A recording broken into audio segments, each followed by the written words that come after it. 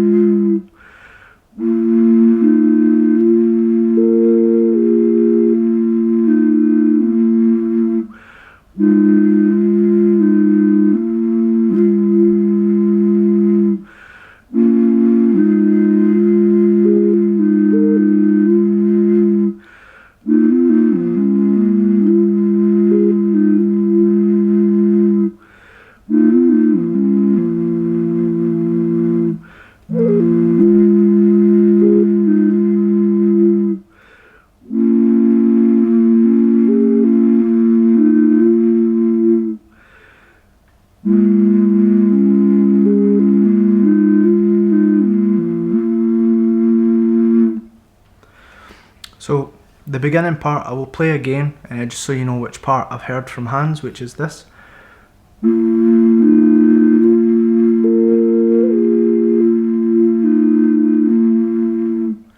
So that whole melody I've heard from one of his videos. It's the Innate in D, but to be honest, you can play this same pattern with every one of these instruments.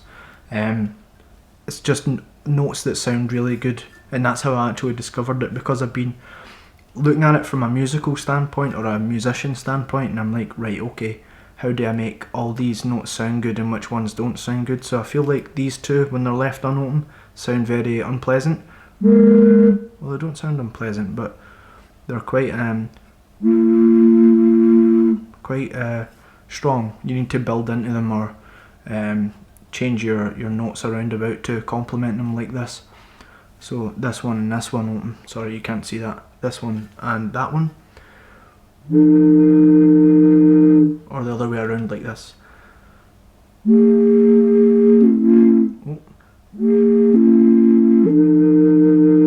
So you can build around it and find, even these two I didn't really use a lot in the beginning because I was like, I can't make them sound good.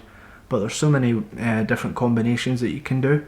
I would really like to start making my own music with it as well, but it's not hard. I just need to sit down and sort of figure out a way, like, you know, writing tablature for a guitar.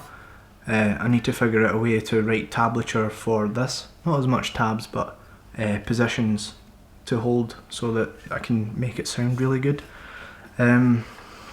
What else? Yeah, that's pretty much everything that I wanted to cover, but you can see how easy these are to play if you really take your time and try and learn them.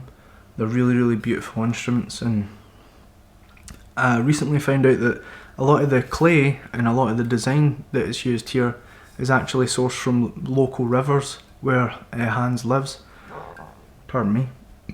So he lives near a place called Nijmegen here in the Netherlands, and you can see the clay on the inside here is white, but the surrounding is blue and has this, I think it's called basilica something.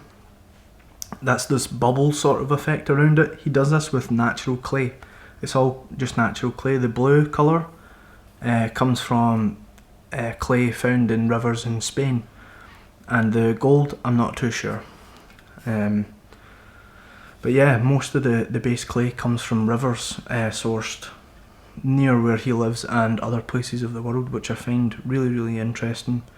Another thing I wanted to talk about as well, was going to buy a wooden ocarina in the beginning, and I almost never bought one of these, but it was my girlfriend's mum that was like, you should really check Hands Out, you should really check his website. Albeit his instruments were a lot more expensive than the ones that I was going to buy, but they sounded a million times better. The wooden one I was going to get was just a normal ocarina, nothing like this, but as soon as I heard the Innate flute, I was like, I need to get it, you know. So I will play one more time, and then I'm going to go to bed because it's quite late here, so let's do it.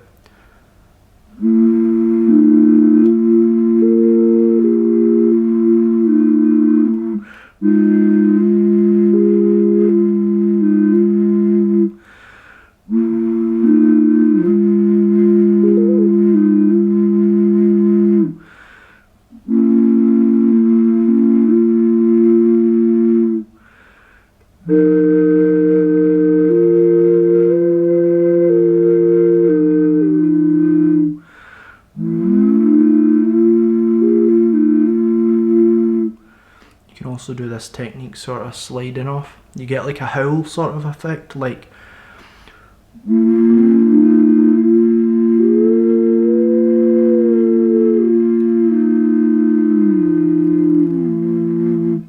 find that really cool too, but you need to use it at the right time.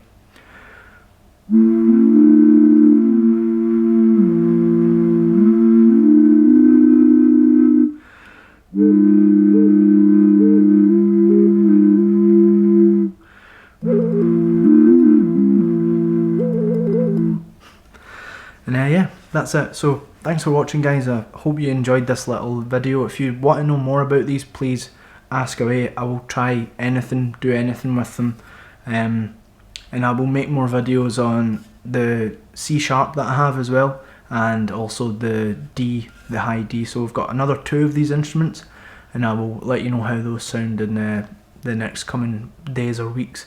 Yeah, so look forward to hearing what you guys think, and see you in the next one. Good night.